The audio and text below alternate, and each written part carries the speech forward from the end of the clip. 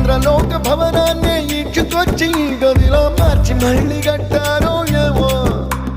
మాయజాలము తెలుసు మంత్రగారడి తెలుసు రెంటి కన్న ఇది ఇంకోటేమో నీలాకాశం నేలాకొస్తే ఇట్టాగే ఉంటాదో ఏమో ఈ సంతోషం దాచాలంటే